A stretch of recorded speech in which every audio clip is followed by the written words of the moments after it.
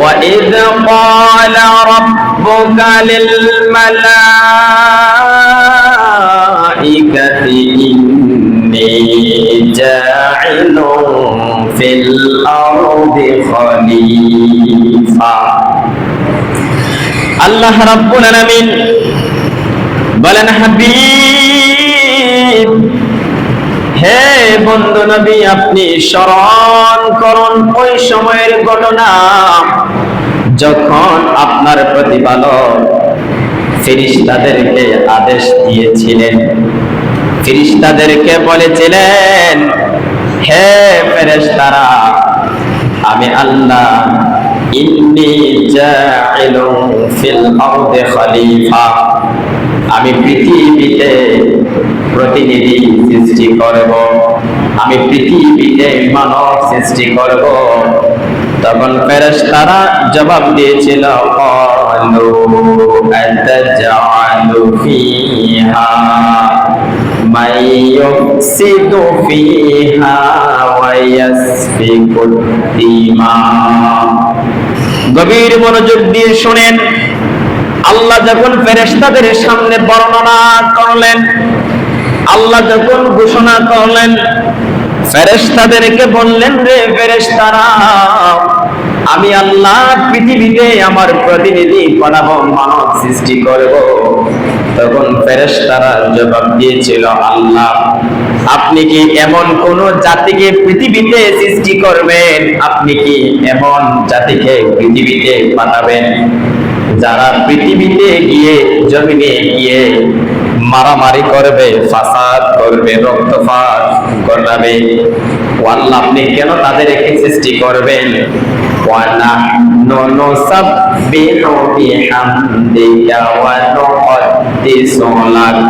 অথচ আমরাই আপনার প্রশংসা করি, আমরাই আপনার বর্ণনা করি।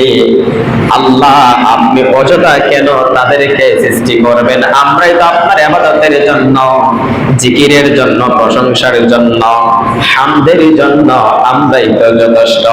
তখন আমার আল্লাহ জবাব দিয়েছিলেন, রে ফেরেশতারা, শোনো, ক্বালা ইন্নী আ'লামু মা লা তা'লামুন। ও ফেরেশতারা, আমি আল্লাহ যা জানি তোমরা তা জানো না। চিল্লায়ে বলেন সুবহানাল্লাহ।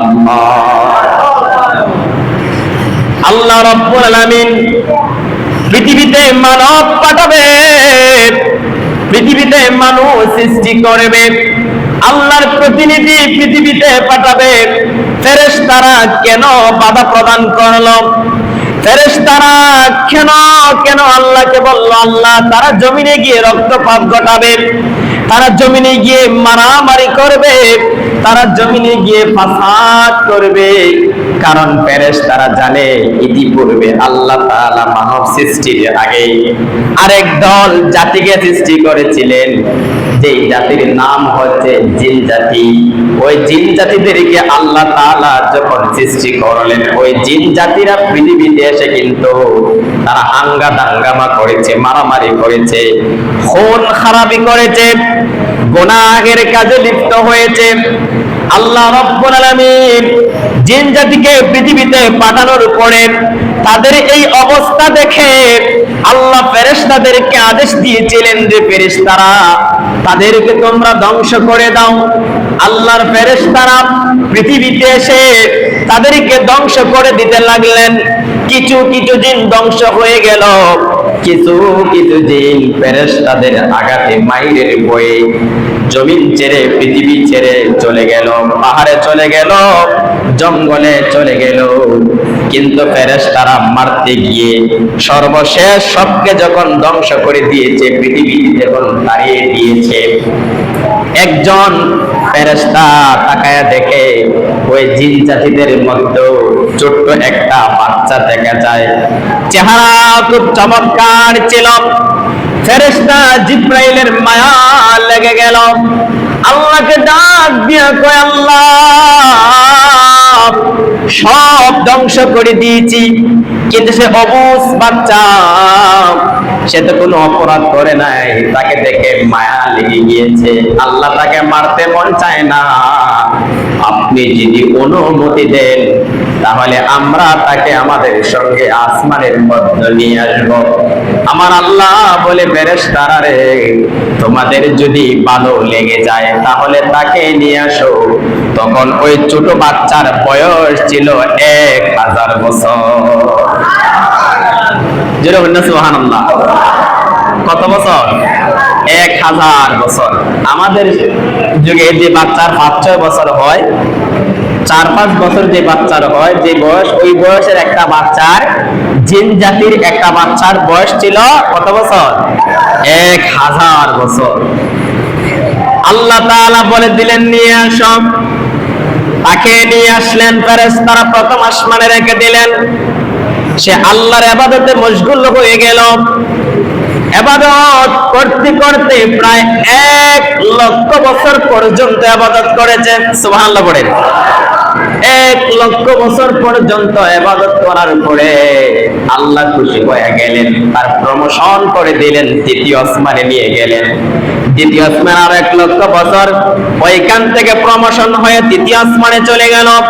ওইখানে আরো 1 লক্ষ বছর, ওইখানে ইবাদত করতে করতে তিনি চতুর্থ আসমানে চলে গেল। চতুর্থ আসমান থেকে পঞ্চম আসমান, পঞ্চম আসমান থেকে ষষ্ঠ আসমান, ষষ্ঠ আসমান থেকে সপ্তম আসমানে নিয়ে গেলেন। ওইখানে আরো 1 লক্ষ বছর ইবাদত করার পরে আমার আল্লাহ রব্বুল আলামিন তার ইবাদতে খুশি হইয়া, তার প্রতি সন্তুষ্ট হইয়া তাকে ঘোষণা করে দিলেন, জিন জাতির বাচ্চাকে আল্লাহ তাআলা ঘোষণা করে দিলেন মুআল্লিমুল মালাইকা। জোরে বলেন সুবহানাল্লাহ। ফেরেশতাদের সর্দার বানিয়ে দিলেন, মুআল্লিমুল মালাইকা আল্লাহ বানায় দিলেন। ছিল জিন, হয়ে গেল মুআল্লিমুল মালাইকা। তো আল্লাহ তাআলা মানব সৃষ্টির আগে জিন জাতি সৃষ্টি করেছেন। জিন জাতিকে ধ্বংস করে দেওয়ার পরে আল্লাহ যখন আবার মনস্থ করলেন পৃথিবীতে প্রতিনিধি সৃষ্টি করবেন, ফেরেশতারা বাধা প্রদান করেছেন। আল্লাহ বলেন, আমি যা জানি তোমরা তা জানো না। আল্লাহ মানব সৃষ্টি করবে। এখন পৃথিবীর প্রথম মানব হযরত আদম আলাইহিস সালাম, ওনাকে আল্লাহ পাক সৃষ্টি করবেন আবুল বাশার, আবুল বশর। ওনাকে যখন আল্লাহ পাক বানাবে, কি দিয়ে বানালেন? আল্লাহ পাক রব্বুল আলামিন বলেন, মিনহা খলাকনাকুম ওয়া ফিহা নুঈদুকুম ওয়া মিনহা নুখরিজুকুম তারাতান উখরা। আদম নবীকে বানিয়েছেন আল্লাহ পাক মাটি দিয়ে। আল্লাহ ফেরেশতাদেরকে হুকুম দিলেন, ফেরেশতারা যাও যাও পৃথিবীর জমিন থেকে মাটি নিয়ে আসো। আল্লাহ মাটি দ্বারা আদম আলাইহিস সালামের দেহ কায়াটাকে আল্লাহ পাক বানাবে। একে একে 4 জন ফেরেশতার মধ্য থেকে ইসরাফিল, মিকরাইল, ইসমাইল, এই 3 জন ফেরেশতা ব্যর্থ হয়ে গিয়েছে। কিন্তু আল্লাহর ফেরেশতা জিব্রাইল সহ ব্যর্থ হয়ে গিয়েছে। সর্বশেষে আজরাইল আলাইহিস সালাম আল্লাহর হুকুমে পৃথিবীর জমিন থেকে, পৃথিবীর মধ্যস্থল থেকে 1 মুষ্টি মাটি নিয়ে আনলেন। আর ওই 1 মুষ্টির মাটির ওজন ছিল 40 মণ। 1 মুষ্টি মাটি ওজন, আজরাইল আলাইহিস সালামের মাটির 1 মুষ্টির ওজন ছিল 40 মণ। ওই 40 মণ মাটি দ্বারা আল্লাহ তাআলা হযরত আদম আলাইহিস সালামকে বানালেন। সুবহানাল্লাহ পড়েন। এখন আদম নবী ছোট না বড়? কন্যা অর্ধেক কন্যা। 40 মণ মাটির একটা মানুষকে আল্লাহ পাক বানাইছে, ছোট না বড়? আপনারা আওয়াজে মনে হয় যে ছোট, হ্যাঁ? তিনি কিন্তু অনেক বড় ছিল। আল্লাহ রাব্বুল আলামিন আদম আলাইহিস সালামের দেহটাকে, খায়াটাকে আল্লাহ রাব্বুল আলামিন একজন মানব পৃথিবীর যিনি আদম নবী, নাকি আল্লাহ পাক রব্বুল আলামিন নিজ কুদরতি হাত মোবারক দ্বারা সৃষ্টি করেছে। মানুষ, পৃথিবীর প্রথম মানুষ আদম আলাইহিস সালাম। পৃথিবীর প্রথম মানুষ কে বলেন? আওয়াজ বলেন কে? নাকি আদম নবীর আগে আর কোনো মানুষ ছিল? অনেকে কিন্তু কইবা আরো মানুষ ছিল, কিন্তু পৃথিবীর প্রথম মানুষকে মনে রাখবেন হযরত আদম আলাইহিস সালাম। ওনার আগে আর কোন মানুষ ছিল না। অনেকে বলে ইব্রাহিম আলাইহিস সালামের কথা। কার কথা বলে? কার কথা বলে? অনেকে কিন্তু বলে ইব্রাহিম নবীর কথা, যে ইনি নাকি প্রথম মানুষ পৃথিবীর, কিন্তু উনি প্রথম মানুষ না। মানব জাতির মধ্যে মানব জাতির মধ্যে প্রথম মানুষ হচ্ছে হযরত আদম আলাইহিস সালাম। মনে রাখতে হবে, মানব জাতির মধ্যে প্রথম মানব হচ্ছে আদম আলাইহিস সালাম। এটা সব সময় মনে রাখবেন। আল্লাহ রাব্বুল আলামিন যখন আদম আলাইহিস সালামের দেহটাকে মাটি দ্বারা সৃষ্টি করলেন, ওই দেহটাকে আল্লাহ পাক জান্নাতি খামির দিয়ে, মাটির খামির দিয়ে বানিয়ে জান্নাতের মধ্যে রেখে দিলেন। ওই দেহটা যখন শক্ত টনটন হয়ে গেল, খলাকাল ইনসানা মিন সালসালিন কাল ফাখখার, যখন মাটিটা টনটন হয়ে গেল, একেবারে শক্ত হয়ে গিয়েছে আদম আলাইহিস সালামের দেহ মুবারক খানা, তখন আল্লাহ পাক রব্বুল আলামিন ওই দেহের ভিতরে রূহটাকে প্রবেশ করিয়ে দিলেন। অনেক লম্বা ঘটনা এটা। রূহটাকে যখন প্রবেশ করিয়ে দিলেন, তখন ওই রূহ ভিতরে যায়, আবার বের হয়ে চলে আসে। আবার ঢুকালেন, আবার বের হয়ে চলে আসে, আবার ঢুকালেন, আবার বের হয়ে চলে আসে। আল্লাহ রাব্বুল আলামিন রূহকে বলে, রূহ কেন রে তুমি আদমের ভিতরে থাকো না, বের হয়ে আসো। রূহ ডাক দিয়ে কয়, আল্লাহ আদমের ভিতরের পুরাটাই অন্ধকার, আর ওই অন্ধকারের ভিতরে আমার থাকতে মন চায় না, থাকতে পারবো না। তখন আল্লাহ রাব্বুল আলামিন আদম আলাইহিস সালামের কপাল মোবারকের মধ্যে আমার নবীর নূর মোবারক নূরে মুহাম্মদী দিয়ে দিলেন। যখন নূরে মুহাম্মদী দিয়ে দিয়েছেন, আদম আলাইহিস সালামের পুরাটা দেহ নূরে নূরান্বিত হয়ে গিয়েছে। এবার যখন রূহটাকে ভিতরে প্রবেশ করলেন, দিলেন, তখন আর রূহ বের হয় না। রূহ যখন ভিতরে গিয়েছে, রূহটা ভিতরে যাওয়ার পরে সর্বপ্রথম যখন রূহটা ভিতরে গিয়েছে, তখন তার ভিতর থেকে একটা হাসি এসেছে, হাসি দিয়েছে। হাসি দেওয়ার পরে ওই রূহটা আলহামদুলিল্লাহ, আদম আলাইহিস সালাম তিনি হাসি আসার পরে আলহামদুলিল্লাহ বললেন, আমার আল্লাহ রাব্বুল আলামিন তখন আদম আলাইহিস সালামের জবাবে বলেছিলেন, ইয়া রাহমাতুল্লাহ। যেরকম সুবহানাল্লাহ। এজন্য মনে রাখবেন, হাই আসে শয়তানের পক্ষ থেকে, আর হাসি আসে আল্লাহর পক্ষ থেকে। কার পক্ষ থেকে আসে? আল্লাহর পক্ষ থেকে আসে। যখন হাসি আসে, তখন আপনি আলহামদুলিল্লাহ বলবেন। কি বলবেন? আলহামদুলিল্লাহ বলেন। আর যখন হাই বুঝেন তো, হা কইরা পারে, বুঝছেন? ওইটা যখন আসে, তখন আপনি লা হাওলা ওয়ালা কুওয়াতা ইল্লা বিল্লাহিল আলিয়্যিল আযীম এটা করবেন। আর নামাজের মধ্যে যখন হাই আসে, তখন আপনি মুখটাকে হাত দ্বারা বন্ধ করে দিবেন। কি করে দিবেন? মুখটাকে হাত দ্বারা বন্ধ করে দিবেন। কেননা হাদিস শরীফের মধ্যে এসেছে, যদি আপনি হা করে হাই ছাড়েন, মুখ যদি বন্ধ না করেন, শয়তান তখন মুখের মধ্যে প্রস্রাব করে দেয়। নাউযুবিল্লাহ বলেন। কি করে দেয়? প্রস্রাব করে দেয়। এজন্য হাই আসলে মুখটাকে বন্ধ করে দিবেন, আর হাসি আসলে আলহামদুলিল্লাহ বলবেন। আর যে শুনবে সে ইয়ারহামুকাল্লাহ জবাবে বলবেন। লম্বা ঘটনা। আদম নবীকে সৃষ্টি করার পরে জান্নাতের মধ্যে রেখে দিয়েছেন, কিন্তু আদম আলাইহিস সালাম কি আমার আল্লাহ সব কিছু শিক্ষা দিলেন। এবার ফেরেশতাদেরকে বললেন যে ফেরেশতারা, এই যে এই জিনিসগুলোর নাম তোমরা বলে, এই জিনিসগুলোর নাম কি? ফেরেশতারা বলে, আল্লাহ আমরা বলতে পারবো না।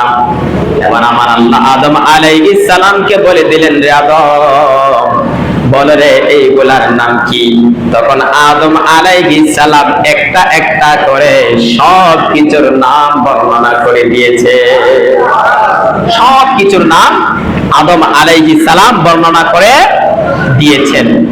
তখন আমার আল্লাহ রাব্বুল আলামিন ফেরেশতাদেরকে বললেন, ও ফেরেশতারা, তোমরা এই নামগুলো বলতে পারলে না, কিন্তু আমার বন্ধু আদম, আমার সৃষ্টি মানব সবকিছুর নাম বর্ণনা করে দিয়েছে। তোমরা বলেছিলে আমি সৃষ্টি করব না, তাহলে এখন চিন্তা করে দেখো রে, কেন আমি আল্লাহ মানব সৃষ্টি করেছি। হে ফেরেশতারা, সকলে তোমরা আমার আদমকে সিজদা করো। সকল ফেরেশতারা সিজদা করেছে, কিন্তু ইবলিস মালাউন, ওই যে মুআল্লিমুল মালাইকা, জিনের বাচ্চা, যে ব্যক্তি ইবাদত করতে করতে ডিগলার পেয়েছে, উপাধি পেয়েছে মুআল্লিমুল মালাইকা, সে সিজদা করলো না। আল্লাহ বলে, কেন রে তুমি সিজদা করো না? সে বলে, আল্লাহ, সে মাটির তৈরি আর আমি হচ্ছে আগুনের তৈরি। মাটির চাইতে আগুনের দাম বেশি, আগুনের ক্ষমতা বেশি। আমি মাটির আদমকে সিজদা করতে পারবো না। আমার আল্লাহ ডাক দিয়া কয়, রে তুমি যখন আমার আদমকে সিজদা করলে না, আমার হুকুম অমান্য করলে, আমি আল্লাহ তোমাকে ডিক্লার করে দিলাম, ঘোষণা করে দিলাম, আবা ওয়াস্তাকবারা ওয়া কানা মিনাল কাফিরিন। তোমার সব ইবাদত আমি আল্লাহ বরবাদ করে দিলাম এবং তোমাকে আমি আল্লাহ কাফের ঘোষণা করে দিলাম। জোরে জোরে কোন আল্লাহু আকবার। আসমান জমিনের যা কিছু ছিল সব কিছুর নাম আল্লাহ আদমকে শিক্ষা দিয়েছিলেন। আদম নবী সবকিছু একটা একটা করে বর্ণনা করে দিয়েছেন। এরপরে ফেরেশতারা সিজদা করেছে, কিন্তু ওই ইবলিস মালাউন সে সিজদা করে নাই। কেন সিজদা করে নাই? সে বলে কি, আমি আগুনের তৈরি আর আদম হচ্ছে মাটির তৈরি। কিন্তু আগুনের চাইতে কিন্তু মাটির দাম বেশি। আগুনের চাইতে কিসের দাম বেশি? আগুনের চাইতে কিন্তু মাটির দাম বেশি। কিন্তু সে নিজেকে অহংকার করলো, অহংকার করে বলতেছে যে আমি আগুনের তৈরি আর আদম হচ্ছে মাটির তৈরি। অহংকার করার কারণে আল্লাহ পাক তার সব আমলকে নষ্ট করে দিলেন। এবং যেই ব্যক্তি জান্নাতের মধ্যে থেকেছে, জান্নাতে বসবাস করেছে, আল্লাহ রাব্বুল আলামিন সেই ইবলিস মালাউনকে ঘোষণা করে দিলেন, তুমি মালাউন, ইবলিস শয়তান ঘোষণা করে দিয়ে আল্লাহ তাকে জান্নাত থেকে বের করে দিলেন। আর আল্লাহ রাব্বুল আলামিন আদম আলাইহিস সালামকে জান্নাতে থাকার ব্যবস্থা করে দিলেন। আদম নবী বললেন, তুমি এখানে থাকো। আদম নবীর এক পর্যায়ে একাকিত্ব জীবন ভালো লাগে না, তিনি অনেক দিন থাকলেন, থাকার পর একাকিত্ব জীবন ভালো লাগে নাই। পৃথিবীর প্রথম মানব আদম, এছাড়া আর কোন মানুষ নাই। একাকিত্ব জীবন যখন ভালো লাগে না, আদম আলাইহিস সালামকে বললেন, আল্লাহ তাআলা ঘুম পাড়িয়ে দিলেন। এবার আদম আলাইহিস সালাম যখন ঘুমিয়ে গেলেন, ঘুম থেকে উঠে দেখতেছেন ওনার পাশে সুন্দরী একজন নারী রয়েছে। যে সুবহানাল্লাহ, সুন্দরী নারী। ওই নারী কোথায় থেকে সৃষ্টি করেছেন? কোরআনের মারফতে পাওয়া যায়। আল্লাহ রাব্বুল আলামিন ওই নারীকে আদম আলাইহিস সালামের বাম পাজরের হাড় থেকে সৃষ্টি করেছেন। সুবহানাল্লাহ পড়েন। তাহলে নারী কিসের সৃষ্টি? পুরুষের হাড় থেকে সৃষ্টি। নারী কিসের সৃষ্টি? এখন এই যে আমাদের ডান দিকে হাড় আছে, বাম দিকে হাড় আছে না নাই? এই যে হাড় আছে, এই হাড়গুলো সোজা না বেঁকা? কথা বলছো, জানা বেঁকা? নবী করিম সাল্লাল্লাহু আলাইহি ওয়াসাল্লাম হাদিস শরীফের মধ্যে বলেছেন, হে মানুষ, হে পুরুষ জাতি, নারীরা হচ্ছে বেঁকা হাড় থেকে সৃষ্টি। কি থেকে সৃষ্টি? বেঁকা হাড় থেকে সৃষ্টি। কাজেই তোমরা সেই বেঁকা জিনিসটাকে সোজা করতে যাও না। কি করতে যাও না? সোজা করতে। কোন বেঁকা জিনিসকে যদি কেউ সোজা করতে যায়, এটাকে সোজা হইব না, ভাঙে যাবো গা? কত হইল ভাঙ্গা যাইবগা। এই জন্য নারীরা একটু বেখা, নারীরা কি একটু বেখা, এরা যদি বেজে সোজা করতে যায় তা আপনার সংসার শেষ। আপনার সংসার কি তোর কপাল উঠতে মারি, তোর সংসারের কপাল কি হয় না, হয় কিন্তু উঠতে মারা যাইবগা। এই জন্য নবী করিম সাল্লাল্লাহু আলাইহি ওয়াসাল্লাম বলেছেন, নবীর আদর্শ মোতাবেক, নবীজির আদর্শ মোতাবেক নবী যেইভাবে জীবন যাপন করেছেন ওইভাবে আল্লাহর হাবিব মুহাম্মদ সাল্লাল্লাহু আলাইহি সাল্লাম বলেছেন তোমরাও জীবন যাপন করো। নারীদের বেশি মারতে যাও, মারতে গেলে সমস্যা, মারার কথা আল্লাহর হাবিব নিষেধ করেছেন, মারতে যেতে নাই। তাদেরকে মহব্বত করবেন, মায়া করবেন, আবার বেশি মায়া না, মাঝে মধ্যে কিছু ওষুধ বড়ি, আবার বেশি না। ওই যে আল্লাহ রাসূল বলছেন কিন্তু বেশি না, বেশি দিলেই শেষ, বেশি দিলেই শেষ। তারা তো বেকা হাত থেকে সৃষ্টি, এই জন্য বেশি দেওয়া যাবে না। তাদেরকে রাসূল সাল্লাল্লাহু আলাইহি সাল্লাম যেভাবে জীবন যাপন করেছেন ওইভাবে করতে হবে ইনশাআল্লাহ। আমরা একদিন এক জুমায় আমরা সেই বিস্তারিত আলোচনা শুনব। আল্লাহ রাব্বুল আলামিন যখন মা হাওয়া আলাইহিস সালামকে সৃষ্টি করেছেন, আদম নবী জাগ্রত সুন্দরী নারী দেখতে পেলেন। বিশ্ব সুন্দরী নারী মহিলাকে দেখতে পেয়ে ওই নারী জিজ্ঞাসা করে, হে আদম তুমি কি আমাকে চেনো, আমি কে? তখন আদম আলাইহিস সালাম বলে, তোমার নাম হচ্ছে হাওয়া। তোমার নাম কি? হাওয়া। তোমার নাম হচ্ছে হাওয়া। তখন আল্লাহ রাব্বুল আলামিন এই আদম আলাইহিস সালাম এর অবস্থা দেখলেন, খুবই ভয়াবহ অবস্থা। এই সুন্দর নারী দেখে ওনার আর সহ্য করতে পারতেছে না, উনি চলে গেলেন ওনার কাছে ওনাকে ধরার জন্য। আল্লাহ বলেন, আদম তুমি থাকো, এটা তোমার জন্যই সৃষ্টি করেছি, একটু অপেক্ষা করো, এখনো তোমাদের বিয়ে হয় নাই, বিয়ের পরে সেই নারী হাওয়া তোমার জন্য জায়েজ হয়ে, বিয়ের আগে কি জায়েজ আসেনি? হ্যাঁ, বিয়ের আগে জায়েজ আছে, কিন্তু বিয়ের পরে সবই জায়েজ। আদম নবী বলে, আল্লাহ বিয়েটা আবার কি? তখন আল্লাহ রাব্বুল আলামিন আদম এবং হাওয়াকে বিয়ে দিলেন এবং বলেন তোমরা দেনমোহর দাও। আদম আলাইহিস সালাম বলেন, দেনমোহর কোথায় থেকে দেব, দেনমোহর কি? তখন আল্লাহ তাআলা বললেন, তোমরা আমার প্রিয় নবী মুহাম্মদ সাল্লাল্লাহু আলাইহি ওয়াসাল্লামের উপর 10 বার দুরূদ শরীফ পড়ো। নবীর উপর দুরূদ শরীফ পড়লে তোমাদের বিয়ের দেনমোহর আদায় হয়ে যাবে। নবীর দুরূদের মাধ্যমে আদম নবীর বিয়ে হয়েছে, দেনমোহর হয়েছে, এবং দুজনের যখন বিয়ে হয়ে গিয়েছে আল্লাহ রাব্বুল আলামিন বলে দিলেন, হে আদম হাওয়া তোমরা জান্নাতে থাকো। এই জান্নাতের ভিতরে যত ফল ফলাদি গাছ রয়েছে, যত গাছপালা রয়েছে, প্রত্যেক গাছ থেকে ফল ভক্ষণ করবা, কিন্তু ওই দিকে যে একটা গাছ দেখা যায় ওই গাছের নিকট তোমরা যাও। আল্লাহ কি করেছেন? নিষেধ করেছেন। এবার আদম আলাইহিস সালাম জান্নাতের ভিতরে থাকতে লাগলেন। আল্লাহ নিষেধ করেছেন ওই ফলের কাছে যাওয়া যাবে না, ওই গাছের নিকট যাওয়া যাবে না, ওই ফল ভক্ষণ করা যাবে না। কিন্তু ওই যে আল্লাহ রাব্বুল আলামিন মালাউন ইবলিস শয়তানকে জান্নাত থেকে বের করে দিলেন, লানত দিয়ে দিলেন। দীর্ঘ বছর ইবাদত করার কারণে ওই মালাউন শয়তান ইবলিস আল্লাহকে বলতেছি, আল্লাহ আমি দীর্ঘদিন ইবাদত বন্দেগী করেছি, আল্লাহ আপনি তো আমাকে জান্নাত থেকে বের করে দিলেন, আপনি আমাকে পাপিষ্ঠ বলে ঘোষণা করে দিলেন, আপনি আমাকে জান্নাত থেকে বের করে দিয়েছেন, আল্লাহ আমাকে লানত দিয়ে দিয়েছেন, আপনার কাছে কিছুই চাই না, আমি কিয়ামত পর্যন্ত হায়াত চাই, এবং আপনার সৃষ্টি জগতে যে মানুষগুলি আসবে প্রত্যেকটা আদম সন্তানের রোগের ভিতরে ভিতরে প্রবেশ করতে চাই, আল্লাহ আমাকে এই ক্ষমতা দিয়ে দেন।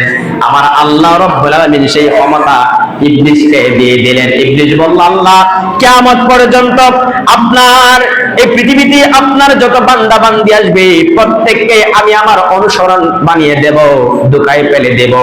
আল্লাহ জানায় দেই রে ইবলিস শয়তান, শুন যারা তোর অনুসরণ করবে, যারা তোর অনুসরণ করে, তোর অনুসরণ করে যারা পৃথিবীতে চলাফেরা করবে, আমি আল্লাহ রাব্বুল আলামিন তাদের জন্য জাহান্নাম তৈরি করে রেখেছি, তোর সঙ্গে তারা জাহান্নামের ভিতরে থাকবে। আর যারা তোকে অনুসরণ না করে, আমি আল্লাহর আনুগত্য করবে, আমি আল্লাহর ইবাদত করবে, আমি আল্লাহর বন্দেগী করবে, গুনাহ করার পরে যখন আমি আল্লাহর কাছে তওবা করবে, চোখের পানি ছেড়ে ছেড়ে যখন কাঁদবে, ইন্তেকালের আগ মুহূর্ত যদি ওই বান্দা আমি আল্লাহর কাছে দোয়া করে তওবা করি রে শয়তান, আমি আল্লাহ আমার বান্দাকে তখন মাফ করে জান্নাতি বানায়া দেব, জান্নাতি বানায়া দেব। হে কিন্তু তোমার অনুসরণ করে যারা দুনিয়ার জমিনে চলাফেরা করবে, আমি আল্লাহ তাকে জাহান্নামে সাব্যস্ত করে দেব।